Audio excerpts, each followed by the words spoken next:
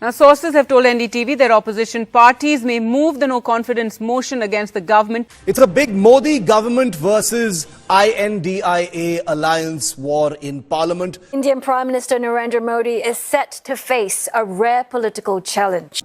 Manipur, the violence-hit northeastern state in India, is witnessing fresh instances of arson. The opposition would put its political differences aside, would listen to it with an open mind, would put national interest first. If you claim to be India and you're not prepared to listen to Indian national interest, what kind of India are you? Imagine at work you are a part of a team with a team leader. After a while, let's say if you and few team members believe that the leader is not effective in communication, leadership and other things, in such case to run the team better and effectively, the leader has to be changed.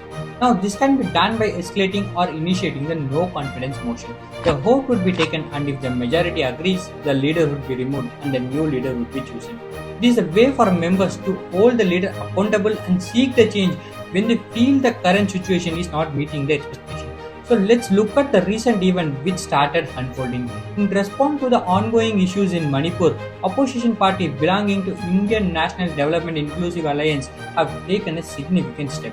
The Congress and the BRS have submitted the no-confidence motion notice in the Lok Sabha against the PM Narendra Modi's government over the Manipur issue. The motion has been accepted and the Speaker announced the debate date from August 8 to August 10.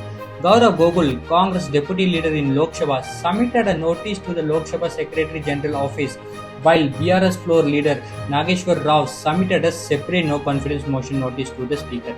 As opposition parties gear up for the no-confidence motion against Narendra Modi's government, its outcome will have significant implication for the country's political landscape. That's short intro on what's happening. Now let's begin with what is no-confidence motion. A no-confidence motion is a parliamentary procedure that allows the member of parliament to express their lack of confidence in ruling government or the prime minister.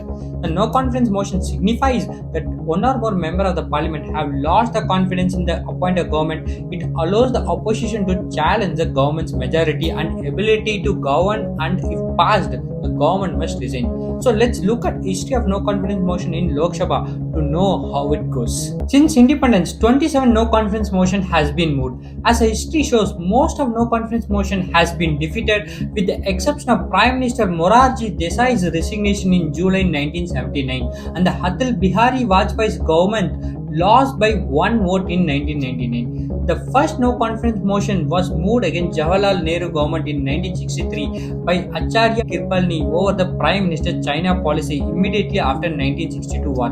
The debate lasted 21 hours and 33 minutes, spread over 4 days from August 19 to 22 in 1963. The motion was supported by 44 members and when it put to vote, 62 voted in favor while 347 MPs voted against it.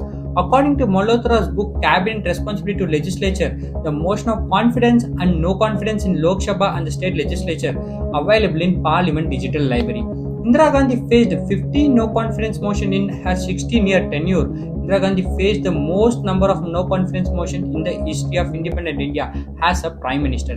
There were 12 motion of no confidence in her first stint, including one moved by Atal Bihari Vajpayee in 1967 and 3 in her second ruling period. That wraps up the history of no confidence motion. To dig further, let's know how to move a no confidence motion. Moving a no confidence motion involves specific procedure within parliamentary rules and the regulation. Any member of the Lok Sabha can move a no confidence motion. The member must give prior notice to the Speaker of the House about their intention to move a no confidence motion. The notice need to state the reason for the motion and should be submitting in writing. To move a no-confidence motion successfully, it must be supported by at least 50 members of the House. The motion should be in writing, signed by the member moving it, and then submitted to the Speaker of Lok Sabha on the sitting day, and the Speaker will read it out in the House. So, here we go. Sit is hot now. What happens after no-confidence motion is moved? After no-confidence motion is moved, the Speaker decides whether to admit the motion for discussion and debate. If admitted, the date and time for the discussion are determined. The date for the motion must be scheduled within 10 days of its acceptance. For this case, the Lok Sabha is all set to take up the discussion and no confidence motion from August 8 to 10 with Prime Minister Narendra Modi likely to reply to opposition sponsored move on the last day. The decision was taken at the Lok Sabha's Business Advisory Committee meeting, which was boycotted by the opposition bloc India and the BRS, stating that the House was deliberately delaying the process and is supporting the government's legislative agenda. On the meantime, let's understand how is no confidence motion debated and voted on. The motion is debated in the Lok Sabha with the member who submitted it moving the motion.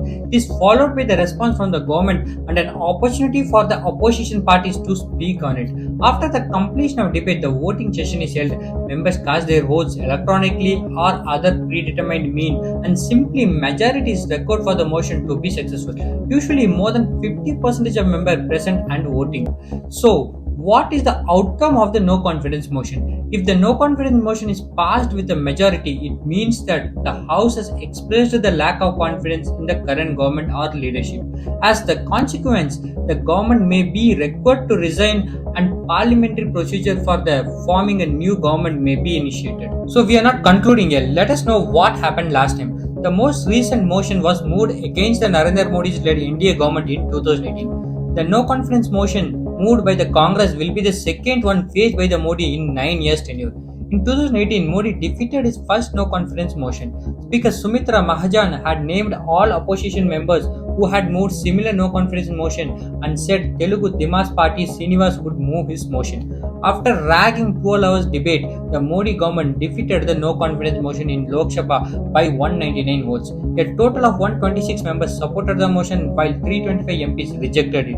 The debate is remembered for Congress leader Rahul Gandhi embarrassing the Prime Minister Modi after delivering the speech in which he questioned the government and the Modi's silence on rising crimes against the minorities and women, as well as government's role in Rafale deal and the impact of demonetization. But this was the story of previous motion. What could happen this time? Currently, Lok Sabha comprises 543 seats with 5 of them vacant. Clearly, the Modi government, which enjoys the support of at least 334 MPs in the Lok Sabha, faces virtually no threat from this no confidence motion. The opposition alliance has more than 148 and nearly 60 members belong to the parties not aligned with either of these two groups. Going by numbers, the no confidence motion is set to fail. Yet leaders of the opposition bloc India argue that they can still win the battle of perception by pressuring the government on Manipur issue and compelling Prime Minister Modi to address the matter in the parliament. The opposition MP Manoj K. Jha said that we are well aware that numbers are not in our favor, but it is not about the numbers. The PM will have to speak in parliament following no confidence motion. The Indian government has largely remained silent about the crisis that began in Manipur in early May between the majority Meitei group, who were overwhelmingly Hindus, and the mainly Christian Kuki and Naga tribes in the BJP-led state.